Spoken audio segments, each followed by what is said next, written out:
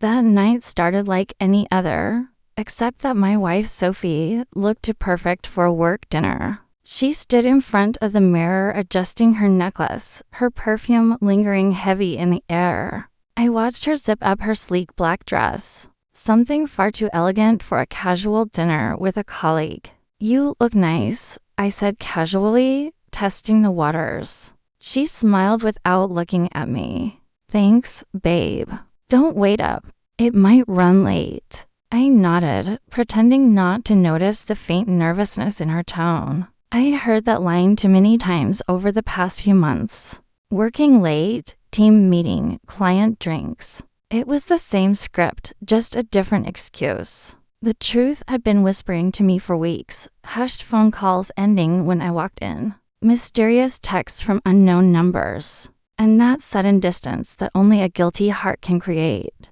But I didn't confront her right away. I wanted the truth to come out on its own, and fate, it seemed, had perfect timing. Earlier that day, I'd run into Marianne, Sophie's boss, a sharp, confident woman who didn't mince words. We'd spoken before at company events, but this time, she was the one who approached me. "Ethan," she said, looking serious, "I think you should know. Sophie and that colleague of hers, Daniel, they're not exactly discreet." My stomach dropped, but Marianne wasn't the type to gossip. She had evidence photos, messages, and even reports from other employees. "I'm sorry," she said. "She's been careless. But if you want closure, maybe I can help."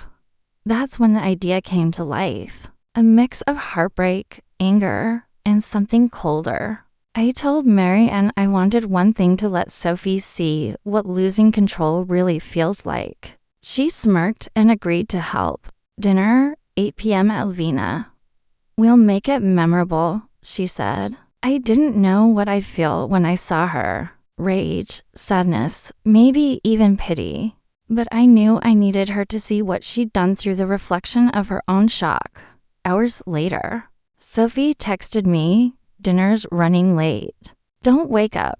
The same tired lie she'd used before. I didn't reply. Instead, I put on my suit, picked up Marianne, and we headed to Lvina, the same high-end restaurant Sophie often claimed to have client dinners at. The hostess seated us by the window, and as Marianne and I talked, I realized she was sharper than I'd imagined. "You know," she said, swirling her wine, "Sophie's good at her job. But she let emotions cloud her judgment. That's dangerous in both business and marriage." I smiled faintly. I used to think loyalty was her strength. I replied. Marianne gave a short, cold laugh. "Oh, it wasn't until she decided she could have everything and lose nothing." Half an hour later, the universe decided to put on a show. Through the glass door, I saw Sophie hand in hand with Daniel walk into the same restaurant.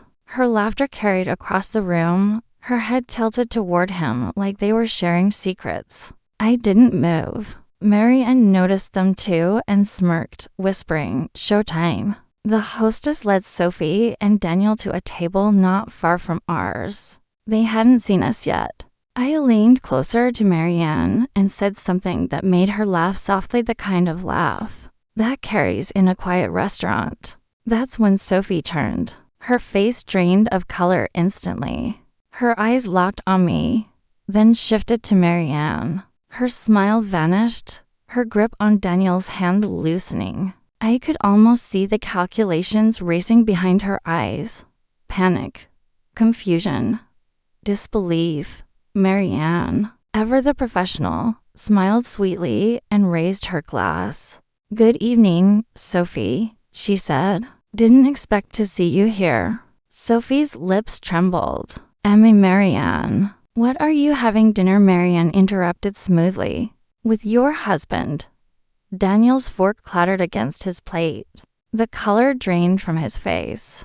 "Wait, your husband," he stammered, realizing just how deep he'd stepped into the fire. Sophie reached for words, but none came. "Ethan, I can explain," she started, voice cracking. I smiled politely, my tone calm but cold. Don't bother. I think Marianne's HR department already has the details. Her jaw dropped. You told her she already knew. I replied. You just didn't know I did, too?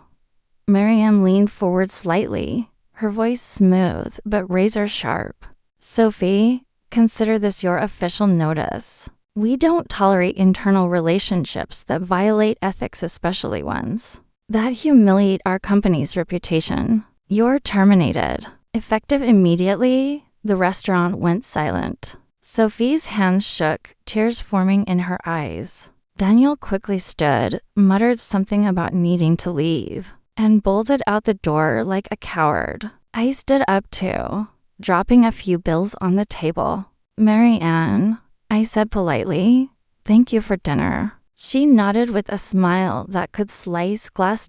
Sophie reached for my arm, whispering, Ethan, please don't go. I looked down at her, my voice calm but final. You left long before I did, Sophie. I'm just catching up. Then I walked out, leaving her standing there heartbroken, jobless, and completely alone. A few weeks later, I got a letter not from her, but from Marianne. Closure, it read, enclosing Sophie's resignation papers and a note from Sophie herself. She'd written that she regretted everything that she'd lost, not just her husband, but her career and self-respect. I folded it neatly, set it on fire, and watched it burn to ash. Some things aren't meant to be read twice. And as I stood there by the window watching the city lights flicker, I realized something. Revenge isn't loud, and it's not cruel. It's quiet, calculated, and best served when the guilty destroy themselves with just a little nudge from you.